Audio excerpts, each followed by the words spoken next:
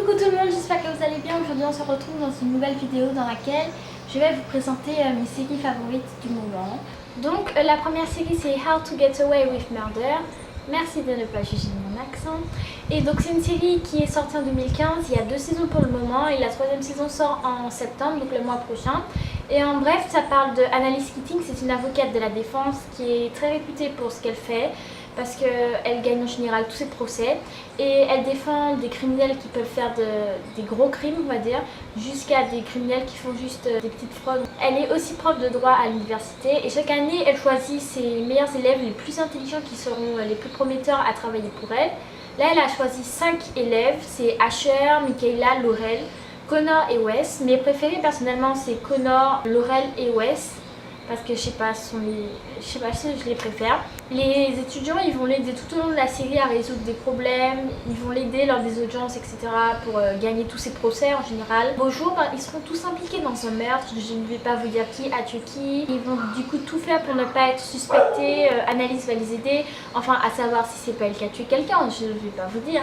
Et du coup ils vont tout faire, donc effacer les preuves, trouver des excuses, accuser d'autres gens, etc. Enfin c'est vraiment génial. En général c'est pas les séries que j'aime regarder, enfin c'est pas mon style de série. Mais là franchement je suis tombée amoureuse de cette série. C'est une série que j'ai découvert il y a moins de 2 semaines et franchement j'ai fait les 2 saisons en 1 semaine. Je la trouve géniale, enfin genre dès que je finissais un épisode je voulais regarder le suivant et tout, c'est vraiment super. Pour moi j'ai beaucoup aimé, enfin, vraiment c'est super cette série, je vous la recommande. Cette deuxième série je vais vous présenter Jane the Virgin ou en français Jane l'Immaculée. Donc c'est une série sortie en 2015, il y a 2 saisons et la 3e saison sort en octobre. Et en gros ça présente la vie de Jane Villanueva. En gros sa vie c'est comme une telenovela. Et c'est une femme, enfin oui, une jeune femme très pieuse qui avait fait une promesse à sa grand-mère lorsqu'elle était jeune de rester vierge jusqu'au mariage. Or là elle va bientôt se fiancer. Et à cause d'une erreur médicale elle se retrouve enceinte par une insémination artificielle. Pour ceux qui ne savent pas ce que c'est, je vous invite à aller regarder la série pour comprendre. Il se trouve que le donneur, c'est son patron, un homme riche qu'elle avait flirté lorsqu'elle était jeune. Il y aura une petite étincelle entre eux, mais voilà, je ne vous en dis pas plus, sachant qu'elle a déjà un fiancé. Enfin voilà, je vous laisse regarder la série, elle est vraiment très bien. Surtout pour se détendre lorsqu'on a un affaire et tout, parce que c'est une série vraiment super drôle, facile à regarder et qui est plus originale que les séries en général parce que genre c'est comme une telenovela aussi cette série. Bref, je sais pas si vous avez compris mais elle est vraiment géniale. Troisième série, c'est l'une de mes séries préférées dans le top 2, genre celle que j'aime vraiment plus que tout, c'est Game of Thrones. Donc c'est une série qui a été diffusée en 2011, il y a 6 saisons et la 7e saison elle en attend, je sais pas quand est-ce qu'elle sort. Enfin bref, c'est pas tout le monde qui aime cette série, c'est soit on l'adore, soit on l'aime pas parce qu'il y a des scènes, il y a beaucoup de sang on va dire, il y a des scènes assez voilà que tout le monde ne peut pas supporter. En gros, sur le continent de Westeros, il y a le roi, donc Robert Baratheon, et il va venir au nord voir Ned Stark pour lui demander d'être la main du roi. Ned Stark il va un peu hésiter au début parce qu'il ne voudra pas quitter ses terres et tout, mais au final il a accepté. Juste avant le départ de Ned Stark avec ses 2 filles, donc Arya et Sansa, son plus petit fils Bran a été poussé du tour de Winterfell après avoir vu une liaison incestueuse entre Cersei Lannister qui est la femme du roi et son frère Jaime Lannister qui l'ont poussé de la tour. Le jeune bâtard de Ned Stark, donc Jon Snow, lui il essaie d'intégrer la garde de nuit. C'est une confrérie qui a été mise pour en gros protéger le continent etc. des bêtes derrière le mur parce que c'est un grand mur qui sépare en glace et tout. Et derrière ce mur il y a des sauvageons, eux encore ça va, mais sinon il y a des bêtes un peu plus inquiétantes, enfin des créatures on va dire, c'est une race assez bizarre. Ce sont les marcheurs blancs et ils font vraiment peur et du coup ils sont là pour les protéger.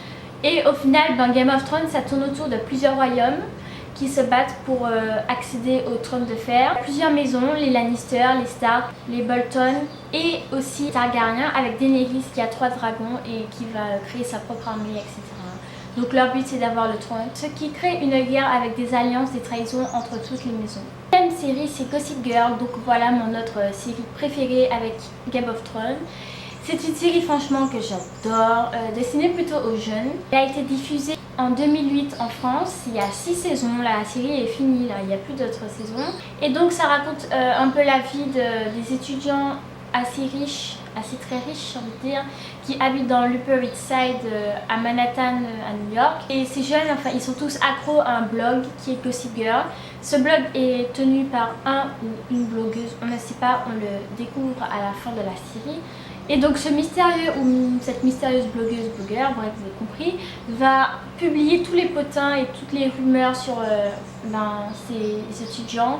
Mais ça peut être des petites rumeurs jusqu'à vraiment des rumeurs qui ont une grosse ampleur. Donc le but c'est qu'ils ne savent pas qui c'est et pendant toute la série ils se demandent qui c'est et tout, ils essaient de chercher etc. Ça crée beaucoup d'embrouilles, de disputes, mais au final ils sont toujours tous unis à la fin quoi.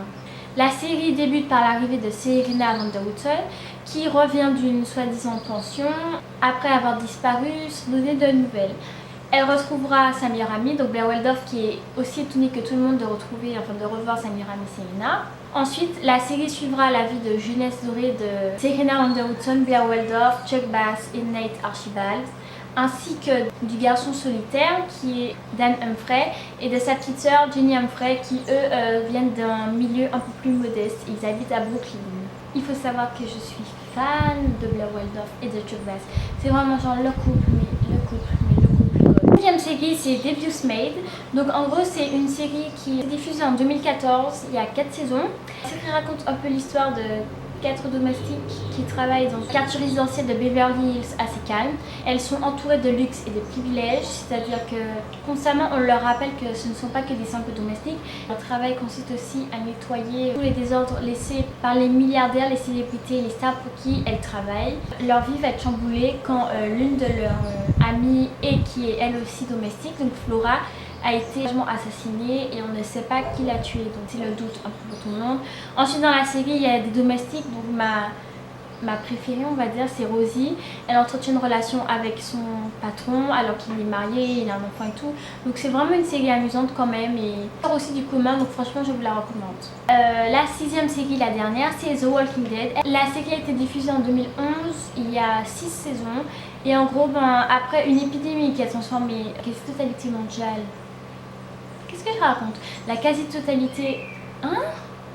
Oui, la quasi-totalité de la population mondiale en morts-vivants, enfin dans la série on les appelle les rôdeurs. Il y a un petit groupe d'hommes et de femmes qui essaient de survivre. Ils sont menés par Rick Grimes, lui c'est un shérif et c'est un peu le personnage principal de la série.